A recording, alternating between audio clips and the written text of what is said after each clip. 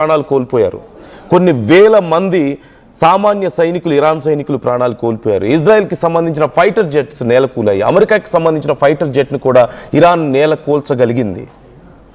After all this destruction, after all these attacks, after all this panic, కొన్ని కోట్ల మంది ప్రజల ప్యానిక్, కొన్ని లక్షల కోట్ల డాలర్స్ ఆఫ్ లాస్, ఇదంతా కూడా ట్రంప్కి యుద్ధంలాగా కనిపించడం లేదు. ఇదంతా కూడా అమెరికాకి ఒక సరదా ఆటలాగా కనిపిస్తుంది. ఎందుకంటే అసలైన వారు ఇప్పుడు మొదలవబోతుంది అంటున్నారు. ఇప్పుడు దాకా జరిగింది వార్ కాదంట, ఇప్పుడు దాకా జరిగింది అటాక్స్ కాదంట.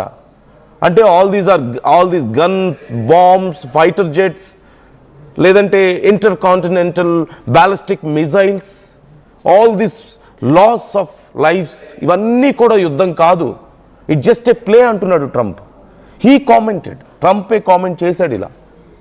అంటే ఇంకా ఎంత భయంకరమైన యుద్ధాన్ని మనం చూడబోతున్నాం, ఇంకా ఎంత అడ్వాన్స్ టెక్నాలజీతో కూడినటువంటి వెపన్స్ రాబోతున్నాయి. ఎందుకని నేను ఈ మాట అంటున్నానంటే, నికోలస్ మదురోని ఎత్తుకొచ్చేటప్పుడు, నికోలస్ మదురోని కిడ్నాప్ చేయడానికి యుఎస్ ట్రూప్స్ వెళ్ళినప్పుడు, యుఎస్ ఆర్మీ వెళ్ళినప్పుడు అక్కడ సౌండ్ని ఆల్టర్ చేయగలిగినటువంటి కొన్ని వెపన్స్ని ఉపయోగించారట.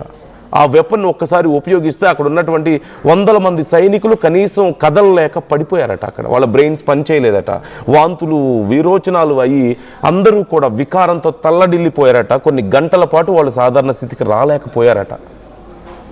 ఇప్పుడు అలాంటి మరిన్ని వెపన్స్ ఇప్పుడు ట్రంప్ బయటికి తీయబోతున్నాడా? ఇరాన్ దూకుడికి ఎలా కళ్ళెం వేయబోతున్నాడు?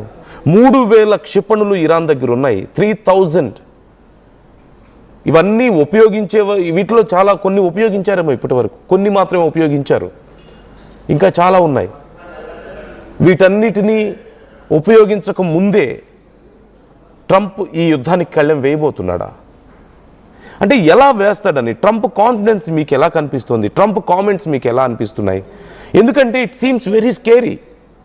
అసలు ఇది యుద్ధమే కాదు, ఇది నష్టమే కాదు అంటున్నాడంటే ఇంకా పెద్ద నష్టాన్ని చేయాలని, ఇంతకంటే భయంకరమైన యుద్ధాన్ని, అంటే ఒక చిన్న యుద్ధాన్ని పెద్ద యుద్ధం ద్వారా ముగించబోతున్నాడా? మరింత భయంకరమైన యుద్ధాన్ని మనం విట్నెస్ చేయబోతున్నామా? మన కళ్ళతో మనం చూడబోతున్నామా?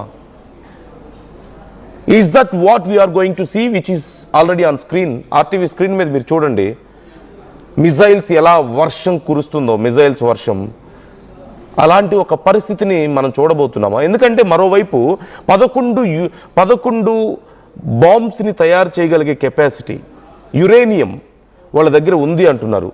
అణ్వస్త్రాలను తయారు చేయగలిగే కెపాసిటీ ఇరాన్ దగ్గర ఉంది అంటున్నారు. స్టీవ్ విట్కాఫే చెప్తున్నారు, అమెరికా కన్ఫర్మ్ చేస్తోంది. అది ఎవరో చెప్పలేదు, ఇరానే గతంలో చర్చల సందర్భంగా మీరు ఆపుతారా లేదా అంటే, మా దగ్గర ఇదిగో ఇంత శక్తి ఉంది, మేము మమ్మల్ని ఆపే హక్కు మీకు లేదు అని చెప్తున్నారు. ఇరాన్ మరోవైపు ఒంటరిగా ఉంది. చైనా కొద్దిపాటి సాయాన్ని, అంటే ఏదో ఒక డైలాగ్ చెప్పింది, కొన్ని మాటలు చెప్పారు ఇలా జరగడం తప్పు అని చెప్పి, లేదంటే రష్యా కొన్ని మాటలు చెప్పారే తప్ప నిజంగా డైరెక్ట్ సపోర్ట్ ఇరాన్కి దొరకని పరిస్థితుల్లో ఇక ట్రంప్ యుద్ధాన్ని ముగించబోతున్నాడు. ఎందుకంటే నిన్న కాక మొన్న ట్రంప్ చెప్పాడు మరొక 2-3 వారాల పాటు యుద్ధం కొనసాగుతోంది అని.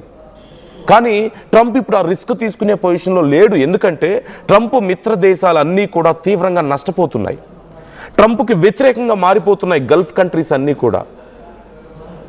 మనం చూస్తున్నాం కదా వరుసగా, సౌదీ అరేబియా కానీ, యుఏఈ కానీ, లేదంటే ఖతార్ కానీ, వీటన్నిటి మీద వరుస దాడులు చేస్తున్న నేపథ్యంలో, అంటే మీ మిత్ర దేశాలు అనుకొని మా మీద ఇంత దాడులు చేస్తుంటే, ఇన్ని లక్షల కోట్లు మేము నష్టపోతుంటే, మా ఆయిల్ రిఫైనరీస్ అన్ని దెబ్బతింటుంటే ఏం చేస్తున్నావు నువ్వు అని ట్రంప్ని అడుగుతారు కదా. ట్రంప్ అక్కడ చోద్యం చూస్తున్నాడు. ఎందుకంటే డిస్ట్రక్షన్ చూడడం అనేది ట్రంప్కి చాలా ఇష్టం. భయంకరమైన నష్టం జరుగుతుంటే చాలా సరదాగా చూడడం అనేది ట్రంప్కి చాలా ఇష్టం. మనం చూస్తూనే ఉన్నాం. Is a kind of war monger. ఇదిగో చూస్తున్నారు కదా, వారు ప్రపంచం అంతా అల్లకల్లోలం అయిపోతుంటే, ఇరాన్లో కొన్ని వేల మంది ప్రాణాలు కోల్పోతుంటే, ఇజ్రాయిల్లో కొన్ని వేల మంది ప్రాణాలు కోల్పోతుంటే, మిజైల్స్ వర్షం కురుస్తుంటే, ఓ పక్క he's there in his office వాళ్ళ కీలకమైన వ్యక్తులతో మాట్లాడుకుంటూ జస్ట్ ఎ మీటింగ్, ఏం జరుగుతుంది అని విజువల్స్ చూస్తూ, ఆ వీడియోలు ఫోటోలను చూస్తూ ఈ just enjoying. A destruction of Iran is nothing for Trump. Loss of Iran is nothing for Trump. వాళ్ళకి కావాల్సింది అదే. కాకపోతే ఇప్పుడు ఎందుకని వెయిట్ చేశాడు ఇన్ని రోజులు, ఇప్పుడు ఎందుకు వెయిట్ చేయలేకపోతున్నాడు? 2-3 వారాల పాటు యుద్ధం జరుగుతుందని చెప్పిన ట్రంపే ఇప్పుడు యుద్ధం అయిపోగొడతాను నేను, ఇక భయంకరమైన యుద్ధాన్ని, ఇప్పుడు అసలైన యుద్ధాన్ని మీరు చూడబోతున్నారు అని చెప్తున్నాడు. ఎందుకు అంటే వాళ్ళ మిత్రుల్ని కోల్పోయే పరిస్థితుల్లో ట్రంప్ లేడు, మిత్ర దేశాలని కోల్పోయే పరిస్థితుల్లో ట్రంప్ లేడు. ఎందుకంటే సౌదీ అరేబియా కానీ అరబ్ కంట్రీస్ అన్నిటిలో కూడా, గల్ఫ్ కంట్రీస్ అన్నిటిలో కూడా అమెరికా మీద వ్యతిరేకత పెరుగుతోంది. మా మీద ఇంత భయంకరమైన దాడులు చేస్తుంటే ఏం చేస్తున్నావు నువ్వు అని అడిగే పరిస్థితికి వస్తున్నారు. మేము నష్టపోతుంటే నువ్వు చోద్యం చూస్తున్నావా అని దూరం అయ్యే పరిస్థితి కనపడుతుంది. Trump is not ready for such kind of loss. ఎందుకంటే చాలా పెద్ద వ్యాపార సంబంధాలు ఉన్నాయి ఆ దేశాలతో. సో అందుకని ఓకే, ఇక వెయిట్ చేస్తే కుదరదు, ఇక లాభం లేదు, ఇక యుద్ధంలోకి దిగాల్సిందే, ఇక యుద్ధాన్ని ఫినిష్ చేయాల్సిందే అని ట్రంప్ దిగుతున్న పరిస్థితి. మరోవైపు ఇజ్రాయెల్ పూర్తి చేయలేకపోతుంది యుద్ధాన్ని. గతంలో కూడా యుద్ధం జరుగుతున్న సమయంలో ఆ యుద్ధాన్ని ఆపగలిగింది ట్రంపే. B-2 బాంబర్స్ రంగంలోకి దిగాయి, గ్రౌండ్ని బ్రేక్ చేసుకుంటూ వాళ్ళ అండర్ గ్రౌండ్ ఫెసిలిటీస్ని కూడా డెస్ట్రాయ్ చేసిన తర్వాత అప్పుడు ఇక దారిలోకి వచ్చింది ఇరాన్. ఫోర్డో మీద అలాగే నతాన్యు మీద చేసినటువంటి దాడుల తర్వాత, వాళ్ళ న్యూక్లియర్ ఫెసిలిటీస్ మీద దాడులు జరిగిన తర్వాత కదా దారిలోకి వచ్చింది. ఇప్పుడు కూడా అలాంటి దాడులే జరగబోతున్నాయా? నిజమైన టెక్నాలజీ, నిజమైనటువంటి భయంకరమైన వెపన్స్, అమెరికా దగ్గర ఉన్నటువంటి వెపన్స్ని ఇక బయటికి తీయబోతున్నాడా? అసలైన అస్త్రాలని.